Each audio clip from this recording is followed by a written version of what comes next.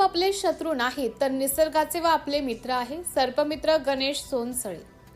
आज दिनांक 17 ऑगस्ट 2026 रोजी सोमवारी पहिला श्रावण सोमवार व नागपंचमी निमित्त चला करूया सर्पांशी मैत्री असा कार्यक्रम घेण्यात आला. या प्रसंगी अध्यक्ष म्हणून ज्येष्ठ शिक्षक शिवाजी तर प्रमुख पाहुणे म्हणून शालेय समिती सदस्य प्रसाद खेर्डेकर, सर्पमित्र गणेश सोनसळे, लखन फुफाटे, देवानंद लिंबाळकर, दिलीप कुंभार, ऋषिकेश तिळकर आदी उपस्थित होते. विद्यार्थ्यांची नागांची सापांची भीती दूर करण्यासाठी संस्कार सर्पमित्रांनी साप आपले मित्र हा कार्यक्रम आयोजित केला. या सर्पमित्र गणेश सोनसळे व त्यांच्या सहकाऱ्यांनी विषारी व बिनविषारी सापाविषयी माहिती सांगितली. त्याचबरोबर विद्यार्थ्यांच्या विविध प्रश्नांची उत्तरे दिली, शंका निरसन केलं.